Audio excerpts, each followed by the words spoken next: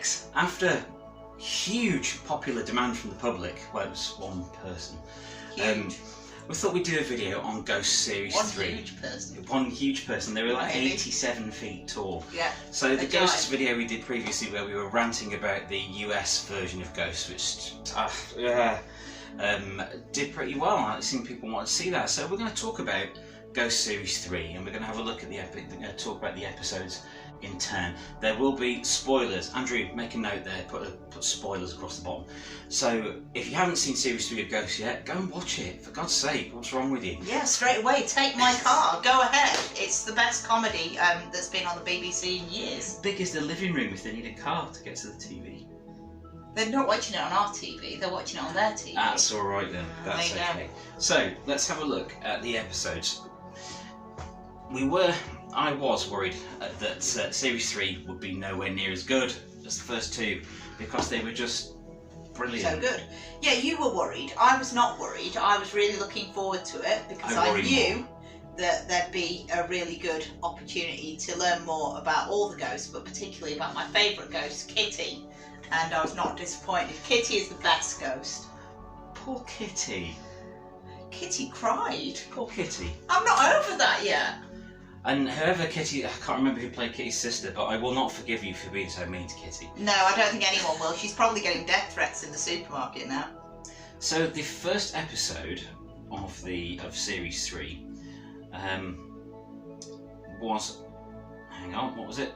The Bone Plot. Well, just before we sort of go on to that, Okay. I think it's important to note that Series 3 was filmed under COVID conditions, under the pandemic conditions. It was, yes. So there were some much smaller scenes than we've seen in previous series of Ghosts, and it's a really good opportunity to do some much smaller and in-depth character work with just 2 or 3 characters in a scene at once. And where there are scenes where there are a few characters on screen at once, a lot of those were actually put together afterwards. There were split screens, there was green screen going on. So I had a scene where they're having dinner. I was just reading about that actually earlier today, where they're all having dinner. Pound bitter. That was done with 2 cast members at a time and then assembled afterwards, I believe. And it's amazing to see what they did with it. But I do think that those restrictions made it a bit more. Made them play to some of their strengths a bit more, which is character-based stuff, isn't it? Yeah, they are brilliant at character-based work, and I think the ghosts all work really well because they're all fully realised characters. And actually this first episode is a great example of a ghost who doesn't get as much on-screen time as some of the others. This episode focused on Humphrey and how he got to be a ghost. Yes.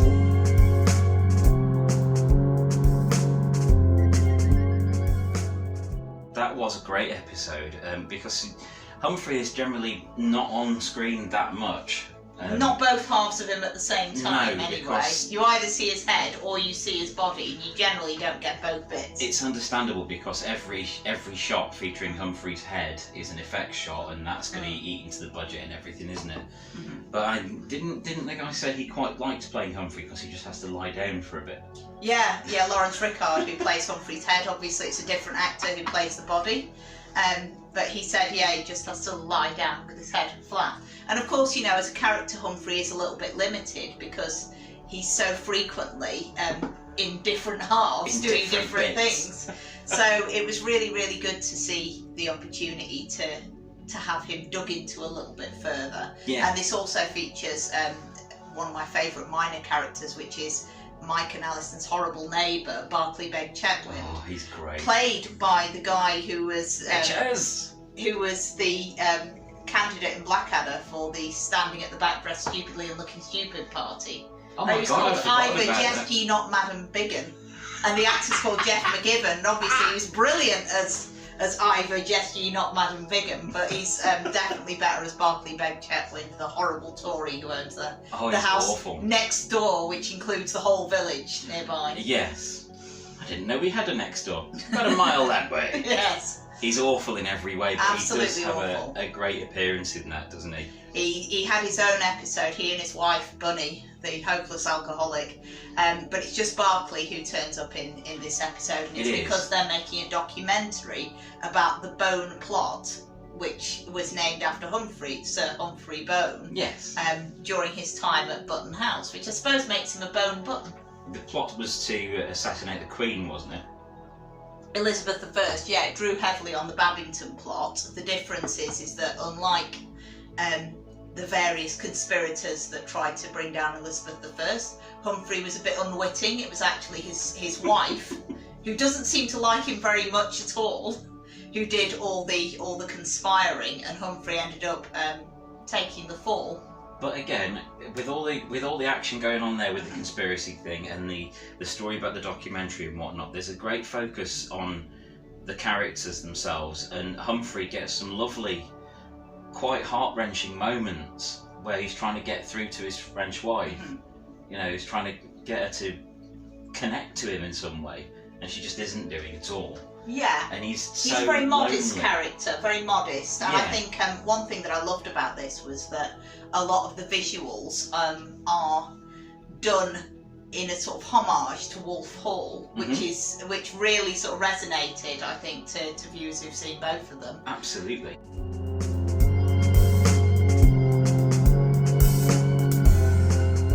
Is it the end of episode 1 where Lucy shows up? It's the second episode. We'll get onto that shortly. But yes, it's a lovely welcome back for the series. After series 2 was phenomenal and so lovely, as well as funny and entertaining. It was just lovely and heartwarming. It was lovely to be back with those characters, especially Pat, my favourite. Oh, I love Pat. great. Pat is wonderful. Pat is just lovely, and the ghosts would be lost without him, I think, because he organises everybody. He makes sure things are fun. If you had to be stuck in the afterlife with someone, you could probably do worse than Pat. Again, he gets some lovely moments this series. He does. Some very satisfying stuff. But so that's the first episode. So this is followed by a lot to take in. The second episode, where we see the introduction of Lucy. And that kind of sets the precedent for much of the rest of it, doesn't it? Because she comes back in a later episode, doesn't she? Yeah. Lucy is a new character. During the filming of the documentary on the Bone plot, she sees Alison on the screen and comes to visit her in the next episode, having been made aware of her existence, to say that she thinks she might be Alison's long-lost sister. Lucy's played by Jessica Knappett, who also made an appearance in another favourite of ours, Meet the Richardsons, as a guest star, and she is brilliant in this as well. That. Yeah, definitely watch that. It's on UK TV, isn't it? UK TV Play run it. I think it was a Dave original. And judging by the budget, I would imagine it was a Dave original. It was very good, but yeah, I was in two minds about how it was going to go when Lucy came into it, because there's going to be an isn't she sort of plot, and there was. And for those of you, again, spoilers, she does turn out to be a fraud towards the end of the series, and I kind of saw that coming, but it was interesting to see how that played out with Alison and the ghosts helping her out, and the ghosts kind of clubbing together to check on her. Well, we'll get into that later on, but I think one of the first things is that the ghosts are also thrown into disarray by the arrival of Lucy. Thomas, naturally, because he's a sucker for a pretty face, decides that he fancies Lucy and he feels a bit in love with her. Kitty is very angry because actually if anybody wants to be Alison's sister, she does. Poor Kitty. Poor Kitty, yeah. And we've seen actually in previous episodes that Kitty is often quite jealous. Yes. And she feels left out easily because she can't participate in group things. So if Alison isn't with her, then she's alone. There's the whole thing as well about her not being able to reveal what really went on in her past. And everyone's trying to. When Alison brings it up, I don't know which episode it is. It's further on, I think. And if you have a look on your prop, yeah, that's episode 5. So yeah, I mean we'll get to that shortly. But yes, meanwhile, episode 2 is the arrival of Lucy. It's a big shock to Alison, who's always thought of herself as an only child. But Lucy's got all the gear. She's got a photograph of their dad. And immediately, the solicitors are suggesting that Alison is going to have to check out Lucy pretty heavily because Lucy's older than her. Yes.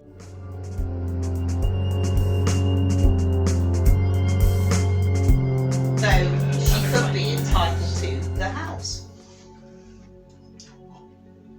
The ghosts weren't having any of this though. No, they and weren't. They clubbed together. I do think except for Thomas, who definitely did want something. Straight away, of course, the captain went into military mode and set about a mission to prove either way. He was talking in code and all sorts, wasn't he? He was loving it. Oh, completely, yeah, because it gave him a mission, and he has to have a mission.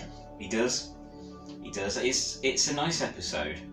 Again, I was a little with the Lucy story, but it is played out very well.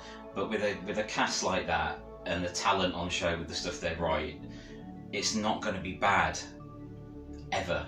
You know? No, it's always a risk to bring in a new major character potentially to an established group.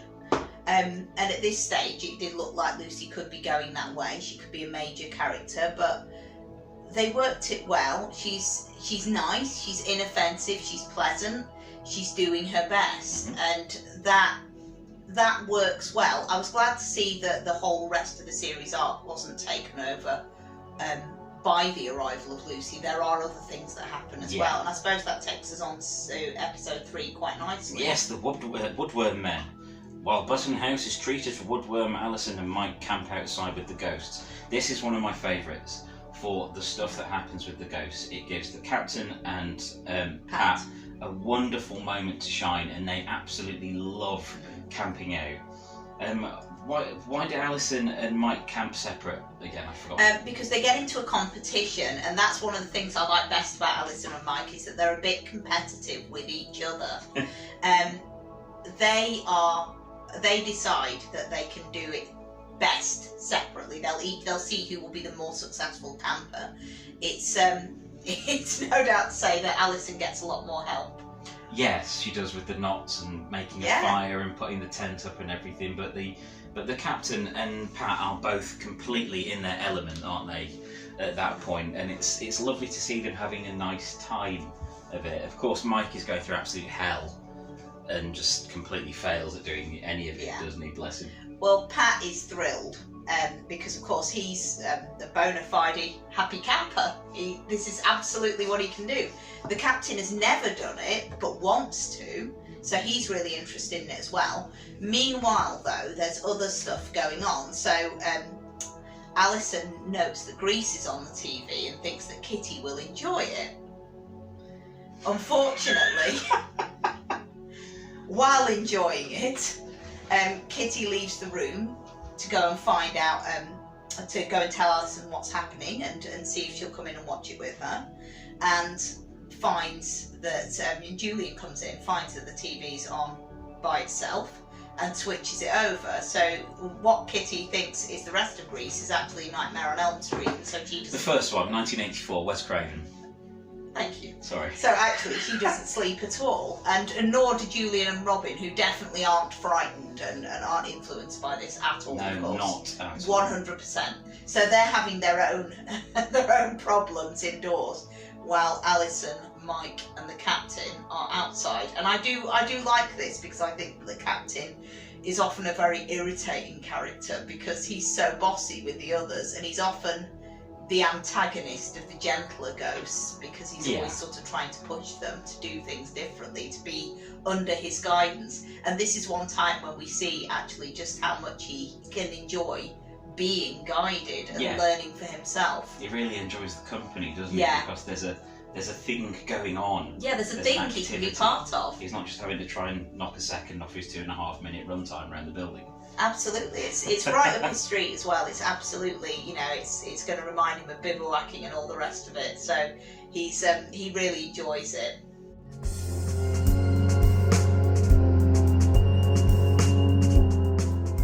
And at the end, since we're doing spoilers, the captain gets a special badge from Pat. He does, doesn't he? He does. Taking part, like teamwork or something. Yeah, Alison does, and the captain does as well. And you can see the captain is really thrilled by this. He's really delighted. It means a lot for him. You get a proper smile out of him, and it's just lovely.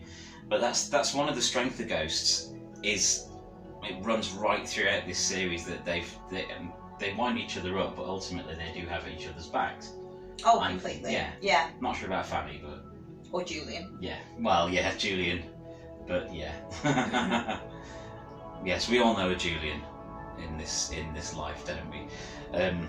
I'll not go further. Yeah, and I'm just thinking actually, we do see a little bit more from Julian this time about how he became a ghost. Yes. And I'm not sure which episode that's in, but it might be this one that he does a little bit of remembering, of flashing back, and we see some of his memories of that day, of starting to see the other ghosts for the first time. Yeah. Having his heart attack, and his secretary running down the stairs past the big Conservative Party banner. I don't think they specified initially whether Julian was supposed to be Conservative or Labour, and I know that Simon Farnaby said that some of the characters' mannerisms were inspired by Tony Blair.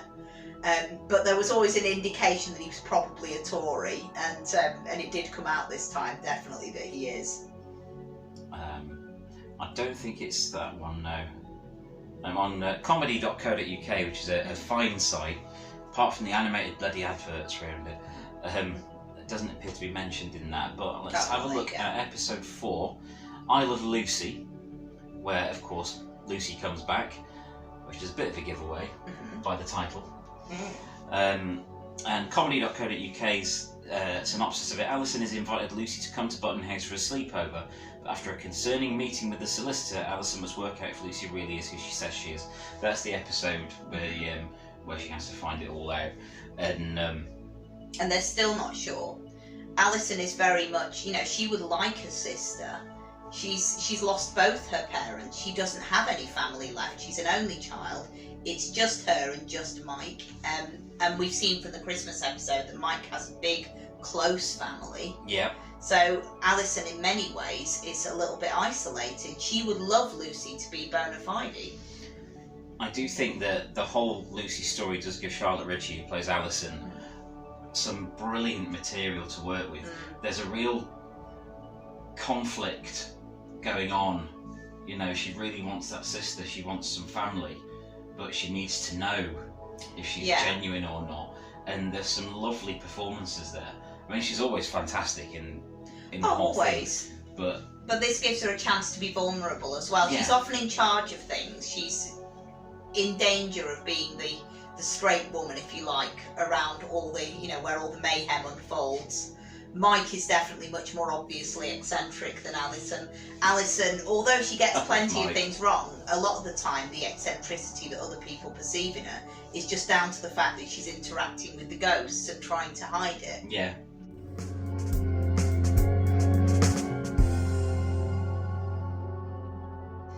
But I do think they all get a chance to shine. They do. In each series, I think it's very well balanced for an ensemble thing that's got such a large central cast, because it's like 8 characters or something that's on screen constantly, and each one of them gets the chance in the spotlight.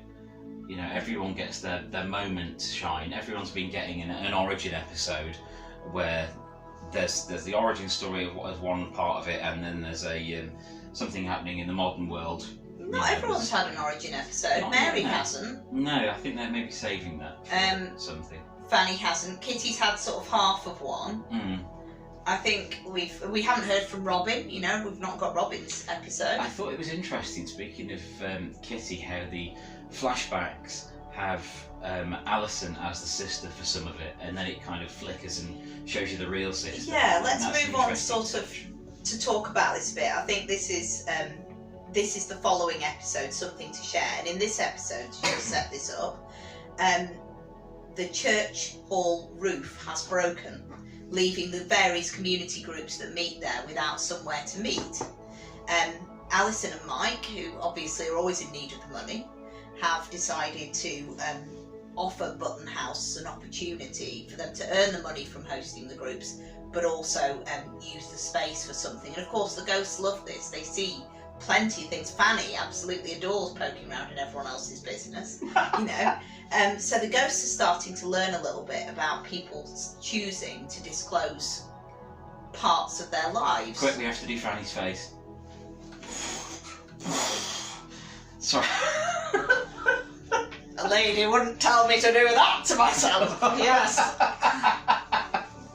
But yes, so yeah, as part of this, the ghosts are starting to get interested, and they're all, certainly the captain and Julian are quite dismissive of the idea of sitting round in a circle, talking about your feelings. Yes. But Alison's she is defensive of it. She makes a point that actually, you know, this can be really helpful to you. And this is when we start to hear more about Kitty. And Alison actually asks her about her sister. She points out, and we've heard Kitty's sister mentioned before in the Reading Wedding episode. So we've heard about Kitty's sister before, and it's a running joke that actually Kitty will say something about her sister as though her sister's really lovely to her, but it's clear to anybody listening that Kitty's sister is actually a nasty piece of work. Yes. So what we get is a series of flashbacks, and as you say, some of those flashbacks are coloured by Kitty's ideas and memories of living with the other ghosts and with Alison. Mm-hmm. So it's Alison who's her sister and the captain who's her father. Yeah. All the actors in these flashback scenes are played by other characters in it. So you see all these people turn up. Mike turns up as one. Robin is the butler, you know, but still as themselves. Yeah, as themselves.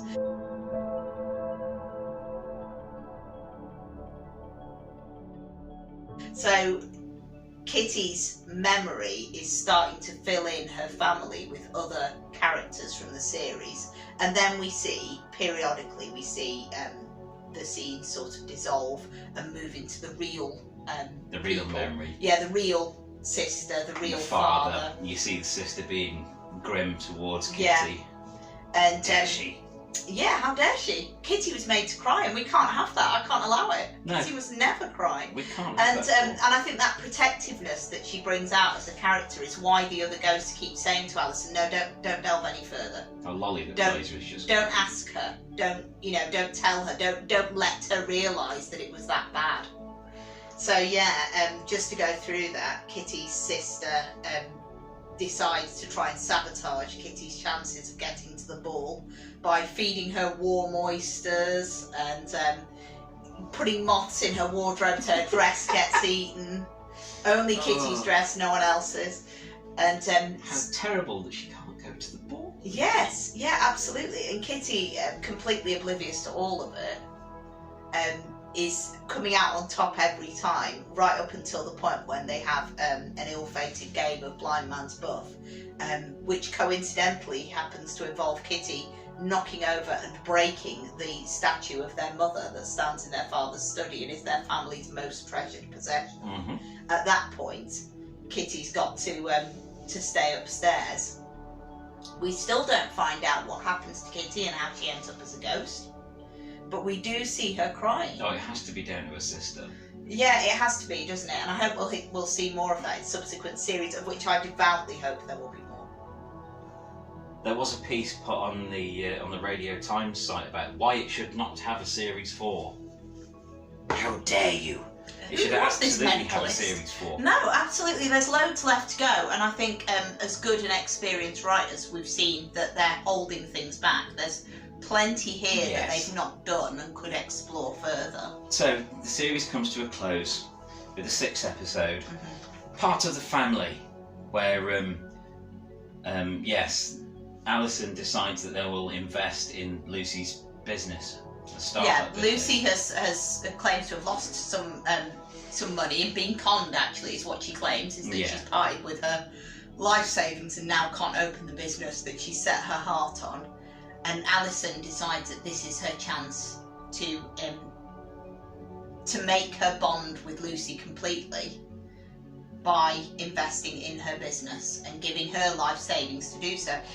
Interestingly, one of the best scenes in this episode is the one where Alison and Lucy go out for a walk, and they and Alison sees ghosts along the way. I like the English Civil War ghost, that was brilliant.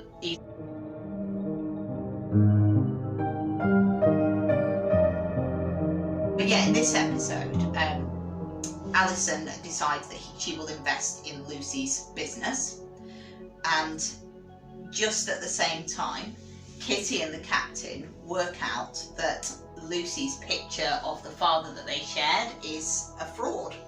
Yeah, it was reversed, wasn't it? Yeah, it was reversed, and the background isn't Cornwall, it's Weymouth. Yes. Which the captain knows really well, and it doesn't occur to Alison to doubt him. She must trust him on that. So just I think as they've got to a point where they can trust. I think they have, yeah. So just as they're going to, Mike and Alison are going to go and meet Lucy and hand over the money and make this huge investment in. They're going to bet on Lucy. That's what they're going to do. Yeah. They're going to make this huge bet on Lucy with all of their life savings. And just at this point, the ghosts realise that they have to try and stop them. And of course, the ghosts can't go outside the grounds. No.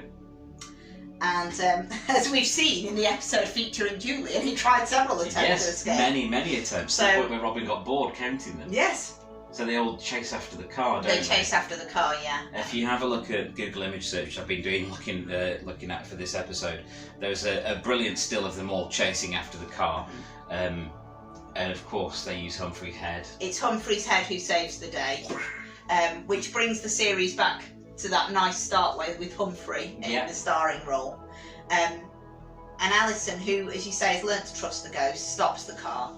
She knows they've got something and they have to listen. And then the next thing you see is Mike and Alison in the restaurant. So yeah, I think you don't know whether Alison's decided to listen to them, but you do get to see her sitting waiting for Lucy to make that investment. And just at the crucial point, it's revealed that they know who she is. And while Lucy does say it's not personal, Alison can't help but be crushed by it because she was so desperate to have this bit of family. And it's that sort of thing which really tugs at you. It takes you off guard, and that's something that Ghost does many times, especially like things like the Captain's episode. Oh, it really it tugs at you. It tugs at you, and you're watching a sitcom. It's funny, it's engaging. The characters are great, performances are great, and they do repeatedly take you by surprise.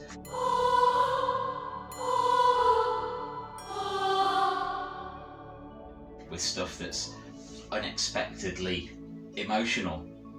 Yeah, they make it matter.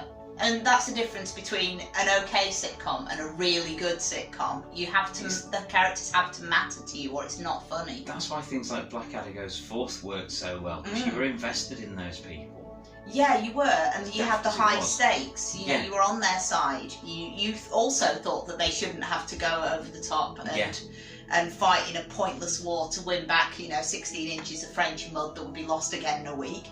Equally, when Alison is sitting in the cafe, she's won the victory. She hasn't given away her life savings. She's realised that Lucy is a fraud before it really sort of could cause any real financial loss to her, but it has caused an emotional loss. Yeah. Because she's been hoping that, this idea of having a sister is gone.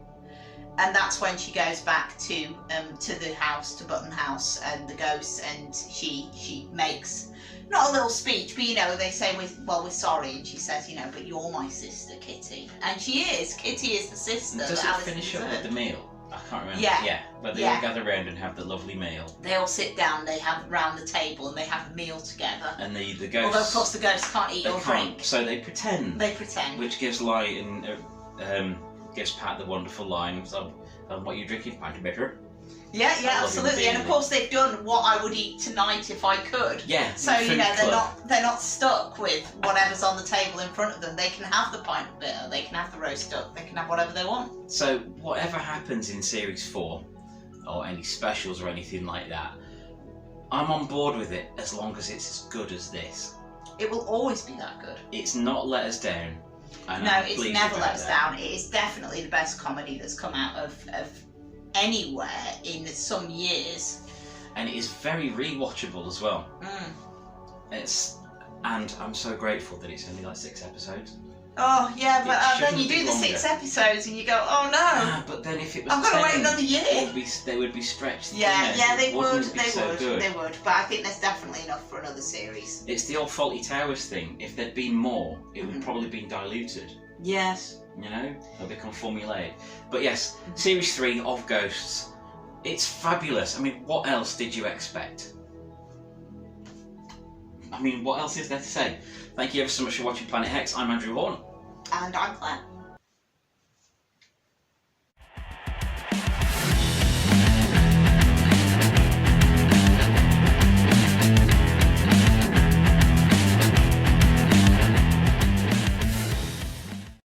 Thank you for watching.